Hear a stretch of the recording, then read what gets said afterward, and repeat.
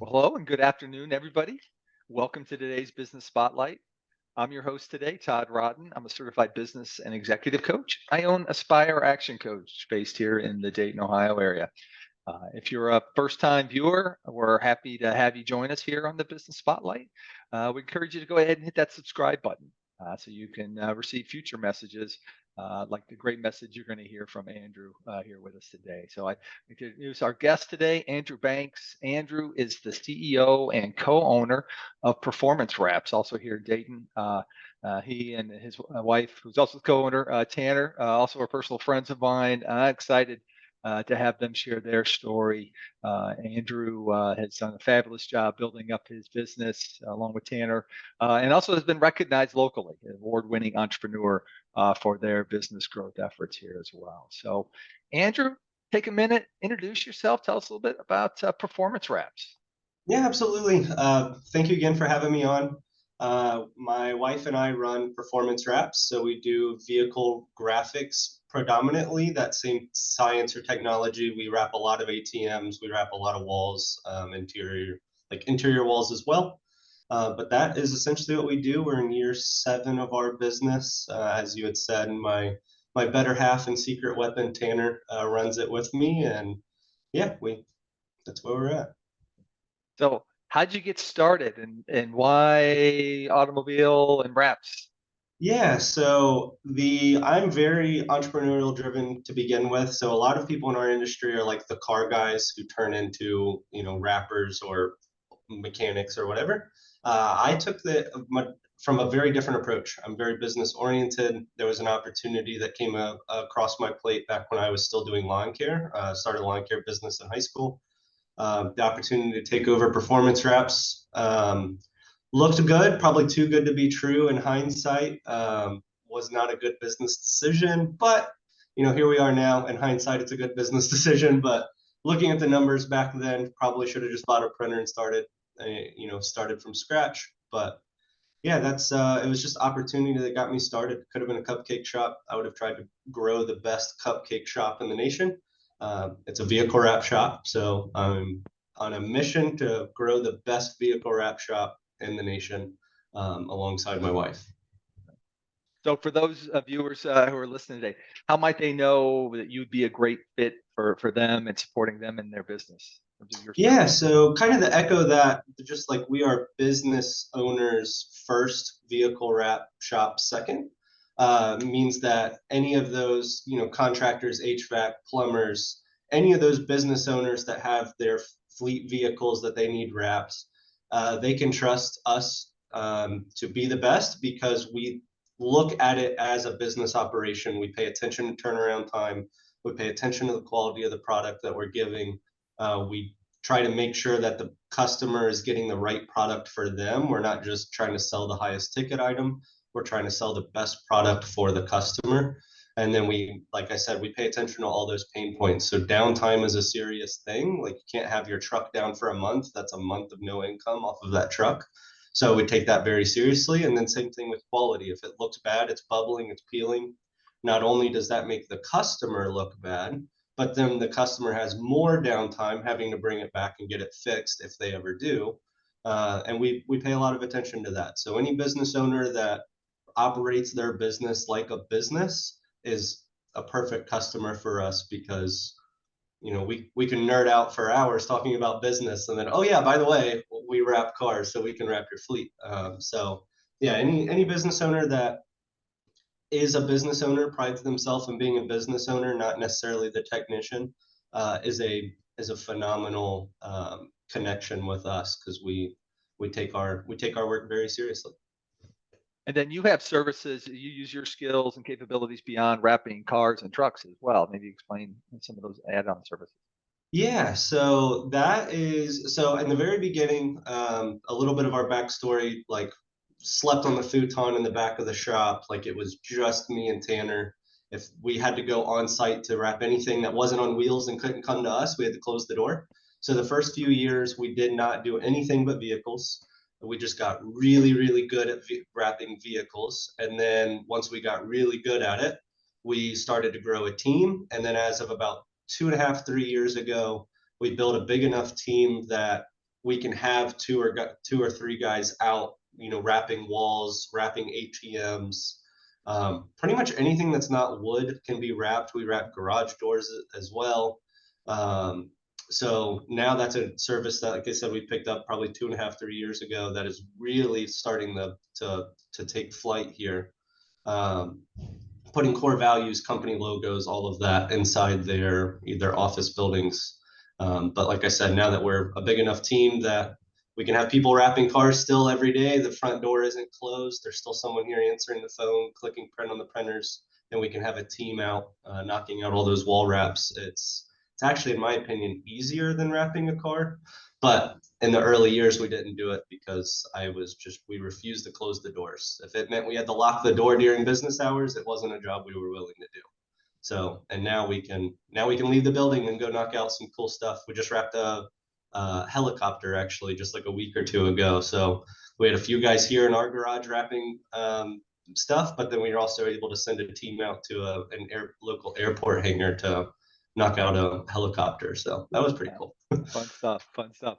So highlights a lot of growth over the last 7 years.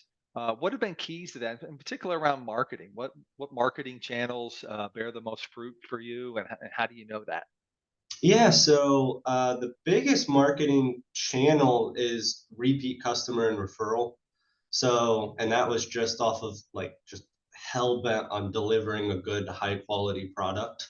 And then that through word of mouth and, reputation and has really helped grow the business a lot. We then transitioned into paying a lot of attention to marketing. I can't speak a ton on it. I'm regurgitating everything that I've learned from Tanor along the years of that. If you scroll back far enough, you'll see when I was in charge of it, and it's ugly. And then she took control of it and just really paid attention to organic marketing. We didn't pay for any ads. It was just produce good content, pay attention to what platform it's on. So if you're posting on Facebook, it's going to look a little different than when you post on TikTok. There's a little bit of a different audience there. A different type of material will go viral depending on the platform. And she pays a lot of attention to that. So first few years, we were really big. We still are really big on reputation, referrals, and repeat customers. Started sprinkling in that organic content, making sure our website has all the right words, keywords, making sure we're ranking in SEO, stuff like that. Has kind of been what's got us to here. And like I said, up until now, we never really spend any money on, we spent a lot of time on marketing, but really not a lot of money on marketing. It was just put out good quality product. And then I let Tanor do her magic on all the organic content and making it look good and presentable. And now she's actually built that team. So we have a part-time content creator that works under her with her to every week kind of systematically and make sure that we are on top of that organic marketing. Because in the early years, it was me and her wrapping everything. So you would know when we had busy weeks based off of our social media content, like, oh, they haven't posted in 4 days, they're probably swamped. So now that we're growing and building our team, we brought on a content creator to systematically make sure we are always posting every week. Doesn't matter if we're slam that week or if we're slow that week, we're always posting now, and we're starting to see some good results from that. So what makes performance wraps unique? What separates you from competitors in the space? And what do you wish people knew more about? Hey, the one thing that you wish you could get the word out more about. Yeah, so vehicle wraps is like just the art of manipulating vinyl, which is basically just a giant sticker to go around complex curves to have printed matchups hit. It requires a ton of patience, a very high attention to detail, and ultimately just someone that is probably a little bit more on the artistic side naturally, whether even though they're not the graphic designer. Most of our installers just naturally kind of are inclined to that kind of artistic side of the brain. And what sets us apart is we strictly focus on wraps. So if it doesn't have a sticker backing, like if it's not sticky, we don't deal with it. Where our natural competitor is in the automotive aftermarket space. So the same guy that's like, putting the lift kits on and wiring the lights and changing the tires is now the guy trying to be in a clean environment and wrap a car, which doesn't typically go well. Or it's the sign shop, and it's the same guy that's drilling holes in concrete and moving wires around and bending metal, that is then trying to be real delicate and precise with graphics, and it just does not mesh well. The typical person that's good at those things is not good at rapping. So we've built a business around just mastering the art of rapping. And knock on wood, so far it's going pretty well for us. So to echo your kind of rapid growth, we've grown 30% year over year, 4 out of the last 5 years, and it's mid-March now, and we're on track to do it again. So I'm hoping a year from now I can tell you 5 out of the last 6. So yeah, that's where we're at. Knowing the two of you, I take that bet. That's going to happen. So for sure. So that growth journey, roughly 7 years, and I know a little bit about this because we know each other. But maybe talk through what's been the biggest roadblock you had to overcome during that time, and what did you learn from that? Yeah, so people has been the biggest roadblock. For the first few years in business, probably the first, like I said, we're in the 7th year now. So really just over the last year and a half, every year we set a big ambitious goal to continue that growth track. And up until now, we've been able to just like put more and more and more onto our back. Like just me and Tanor, it was just how much more bandwidth, how many more hours, how much harder can we work to keep achieving those goals. And we kind of hit a dead end. So like that works for a minute, but eventually you're going to reach that ceiling where, if it's just on your own 2 backs, you're not going to be able to add, $200,000 in revenue just on your own like there's only so many hours in the day. So that's where we've pivoted to, okay, now it's time to really build the team. Let's build the structure. Let's build the systems. Let's develop those SOPs, all those fancy trigger words of how you systematize and scale your business is really right where we're at right now. So it's that people unlock that is really helping us kind of get to that next level. Almost to the part, I'll admit, a little terrifying, because with that unlock, it looked like growing 30% year over year actually is going to be like more difficult. So so with that unlock of people, like I'm nervous we're going to grow too fast, essentially is where I'm getting at. Because I study, it's hard to see behind me, but like I have a bunch of businesses that like failed to pivot, or like I have more businesses that have failed behind me than like successful ones. Because that's what I'm always paying attention to, is how do I learn from their mistakes so that I don't build this giant thing and then it crumble because I got in my own way, and wasn't willing to learn. And growing too fast is something that is this give and take. I want to grow really fast, but I also know if I grow so fast and the foundation isn't strong enough, then the whole thing could come crashing down. So yeah, it's good people seems to be the unlock across the board. So help us grow, also help us not fall over. So then kind of, shifting forward there, if you look at, is that still your current challenge then as well? And you talked about making sure you're not growing too fast, or are there some other areas of the business you think you want to put more Yeah, focus? so it's definitely, we have like really good people on our team, but the good people on our team, haven't been here for 7 years. They're pretty new to the team, so which is nice. It's a good perspective, because it's like, here's the system I built. Oh, shoot, you don't have the past 6 years of my experience to understand this system like I do. I need to explain it or rewrite it or reteach it in a way that makes more sense to newer people coming into our industry. Our industry is so new, it's not like you can recruit a guy that's been in the rap industry for 20 years. Like that just doesn't really exist. So you're typically taking career change type people and having to teach them our industry, which is a little bit unique compared to some other industries that have been around for 100 years. Our industry's only been around for like a decade or two. So Yeah, I think people is our biggest, um, you know, blessing, but then also problem we're trying to solve.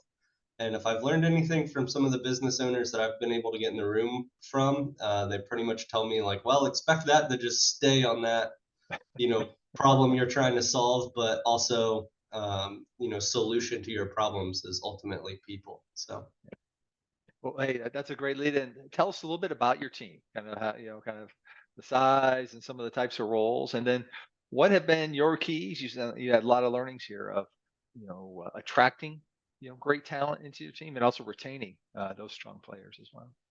yeah, so just the breakdown of our team, we have a general manager in training right now. We have 5 installers, we have 3 designers, and we have a customer service, our client service rep that kind of handles, pretty much manages all the chaos, helps make sure that all the quotes are getting signed, all the deposits are getting paid, schedule is getting filled.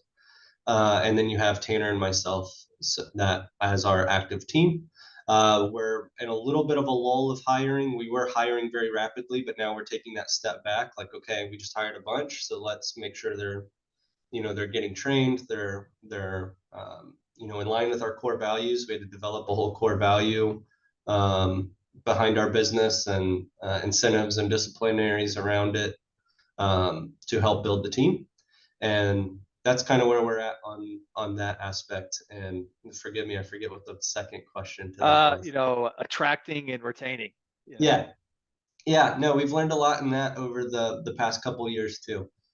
So it's like this healthy balance of like making a fun workplace and like marketing that a little bit to get people to apply, but not overstating it so that they realize that it's still a job. So we kind of went a little too far one side, and in our recruiting, we made it look like we just go out on Friday nights as a team and all this team building, and all we do is have fun around the shop, and that just that expectation wasn't right because we're still a business. There's still 39 hours out of the week that we actually have to like clock in and grind. So that was the biggest disconnect in the beginning was, oh, we're going to pour all our efforts into this culture and making this a fun environment for our employees, and then we market that, and then we get employees that only want the fun environment, and um, they didn't realize the work ethic still had to be there. So since then we've changed it a little bit. Our job is actually to make the job listing look less appealing than it actually is kind of what we flip to. And then once we get them in, then we take really good care of them with the culture and everything else. So it's like that shift seems to have really helped. Of like, if we make them think this job's going to suck and it's going to be chaos, and there's going to be all these fires that we need you to put out every week, well, then when they start and it's only half as bad as that, then they're like, oh, this job's a walk in the park. Like, I'm a natural. This is awesome. And then we take care of them through, just good culture building and stuff like that. As knock on wood has seemed to be the unlock of just making sure the expectation is set correctly from the beginning, and not overplaying how good of a fun boss we are, kind of thing. Okay. Yeah. Don't bait and switch with Yeah, the exactly. reality of Exactly. the workplace. So you talked about the importance of culture. So what are some of the things you think you do that are unique or really emphasize that right culture so people want to stay? Yeah, so we spent a lot of time. Again, as I started this, Tanner's kind of our secret weapon here. So she's able to, on kind of special products or things that really just need to pour a ton of hours of time and effort into, she's able to, lock herself in a closet and just get it done. So she spent probably 100 hours at least on developing our core values. And that was kind of the first thing that we did was, well, to build culture, we need like a moral compass. We need to figure out what's going to guide all of our decision making and what is a good culture fit. Like, what kind of culture are we trying to build? So we built that first before we plugged the people in. We built the core values that we were looking for. And then it's in all of our onboarding and everything else. So they know our core values before they even start. You could go back and ask any of my team members now, like, what are our core values? Like, they know that. We have a point system against it. We have incentives for it as well. So if you are, a model employee under our core values, you can get up to $300 a quarter in bonuses. And at the end of the year, you can get like a week of PTO. Like there's like build up for being good all year. From a dollar amount, because you get PTO and then cash bonus, stuff like that. It's up to $3,000 a year addition just for being the model employee, essentially. And even if you aren't like the one that's crown champion of the most culture value fit, you're still going to make an extra 1,000 or two just off of what I say being a good person. Like when you look at our core values, it's like, oh, isn't that just expected of everybody? But we found it wasn't. And then outside of that, we do like team dinners. We just like, I don't know, we listen to our people. Like they get, birthday cards that are, handwritten notes from everyone on the team. Um, Christmas gifts and stuff like that. And the Christmas gifts aren't the generic, here's a branded coffee mug and a generic gift card that everyone gets. It's like last Christmas, one of our employees specifically has like it's not an actual farm, but he just has a ton of animals. So like he has fish and cats and dogs and all of that. So part of his gift is we actually then got treats for every one of his animals, part of his gift. So it's we care deeply for them as a human, and we try to show that in every way that we can, basically. Very, very personalized kind of touch there. So I'm curious. You talked about your core values, your moral compass. I love that term. And then, but you stand behind that even with kind of an incentive and reward structure around that. Maybe give an example, because I hear a lot of businesses talk about we've done our mission, vision, values, but then really kind of putting money where your mouth is around that. I'm curious. Maybe give an example. Yeah, so we spent, like I said, Tanner spent a ton of time on this. And instead of having like 15 core values that have like 15 vocabulary words that even the executive team barely understands, we tried to figure out how do we get it down to less than 5, and then how do we get it to very simple understanding. So like one of our core values is simply be here. So obviously show up on time, but also be here. Like when you're on the clock, be here. Don't be distracted on your phone. Don't clock in and focus on your work. So be here, easy two word, everyone understands, and that's what it encompasses. Another one is like pursue perfection. So in our line of work, nothing is ever perfect. There's always going to be a print that doesn't quite match the template or the vehicle or the wall that the customer texted pictures to. Once you actually get there 3 weeks later, it's like, oh, well, now they've done this extra stuff. But pursue perfection is just what it sounds like. You should always be pursuing perfection. Um, and stuff like that, like do the boring work is another one. So that's simply just like your paperwork. Like we have pre and post inspections of every vehicle with paper. There's a paper trail that follows every project.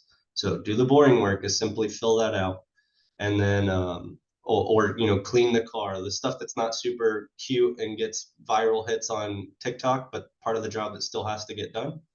And then the lastly is have integrity. So that's from just if you break a clip, say it. We don't sweep anything under the rug, but then also like be a good human to your fellow co-workers and stuff like that.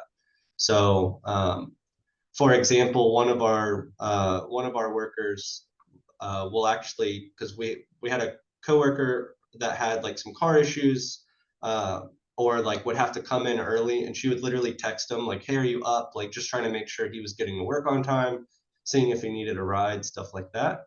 Well, then for the like one time ever, she overslept.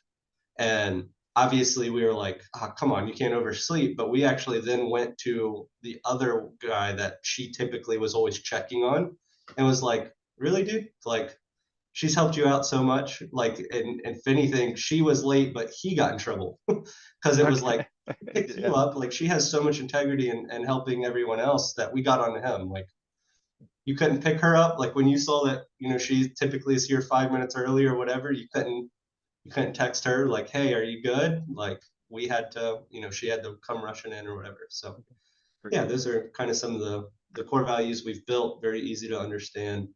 Um, and ultimately it's just being a good person. Great examples of living those out, not just being words up on the wall there. So 7 years in, what's your vision? If you look 3 to 5 years down the road, Yeah. what's your dream for the business? Yeah. So my goal is to have locations like across the country. Obviously, that's going to open up a whole can of worms. And if I've learned anything in business, is like the more I learn, I don't know. So I know that sentence is much more complicated than it sounds, but that is ultimately the vision: is to have multiple locations. Our general manager that just came on is kind of bought into that as well. So he's coming on to learn how to run this location, but he's drinking the Kool-Aid. So he knows that his idea or his goal is to then train his replacement so that he can then help in that multiple location aspiration. So yeah, that's where I see it going. Great. And you have all the potential there, and I know you have the passion for it. So um, as you look forward and a little bit of looking back, what do you think has been your key to success? And then what would be your advice to other entrepreneurs out there, maybe who are a little bit earlier in their journey, maybe a year or two in? What advice would you give them? Yeah, so I think there's a lot of keys to success. I don't think there's any one thing that will, make it work. Some of them early on is just like pure grit. Like when you can't see the finish line, you just got to keep going. I think that famous like graphic you see on Instagram or whatever of like the two guys that are digging the tunnel to the gold or the diamonds, and one guy stops just a few axe picks short and turns around, but the diamonds were just on the other side. So I think there's a lot of like, if you don't have grit, like nothing else matters. Like, got to be able to just keep grinding when times are tough.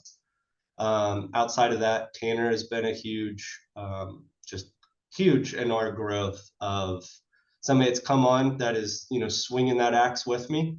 We're both kind of dragging each other forward. Like when one of us has an off day, the other one knows that's the day you got to step up and help your partner out. So that would be a key unlock, just having someone that you feel like you're not 100% alone in this. That's been huge. And then the unlock that I see going forward is that people. So grit will get you so far, but then understanding people, becoming a leader, knowing how to build a team and stuff like that seems to be the unlock moving forward. Grit's got us here, but people will get us there. Great, great synopsis. So before we hit the last question, what are the best ways for folks to stay connected with you and then learn more about performance wraps? Yeah, so if you are listening to this right away, April 6th, 2024, we are doing a like kind of season opener ribbon cutting at our shop. So we moved into our shop during COVID. We didn't get the formal ribbon cutting, so our city is coming down doing a formal ribbon cutting. We're gonna have a food truck. We're blocking off the road. There's gonna be a car meet outside. So it's gonna be a lot of fun. Again, April 6th from 2 to 4. And then if you're listening to this after April 6th, would love for you guys to just go to our Facebook page, our Instagram, our TikTok. All you can find it all under Performance Wraps, and just follow us, stay connected. Well, hey, thank you for sharing that. And I encourage folks to do those, make those connections and follow. One, you're going to see a lot of really cool jobs that the team do, but also you're going to get to watch them on their growth journey to come in the coming years as well. So, final wrap up question, Andrew. What inspires you today? What inspires me today? What inspires me today is just the people I'm meeting, the team I'm building, even the customers. Watching like 7 years in, I'm watching customers grow. And that's really what is inspiring me and keeping me going at this point, is just watching everyone's growth. both internal team and external relationships and connections is fuel to my fire, keeping me going. Okay. Well, hey, thank you for sharing that. And I know Tanner shares in those same passions and inspiring as well. You guys also are inspirations to other entrepreneurs in the region as well. So thank you for that also. So again, for our viewers, we thank you for joining us today. Trust you learned a few great tidbits here and also some elements of inspiration for your own entrepreneurial journey as well. So we thank Andrew for sharing his story. For those viewers, again, encourage you to like this episode. And then also, if you haven't already, go ahead and hit the subscribe button so you can receive future inspiring messages like you learned here today from Andrew. So with that, I hope you all have a terrific day. Thank you.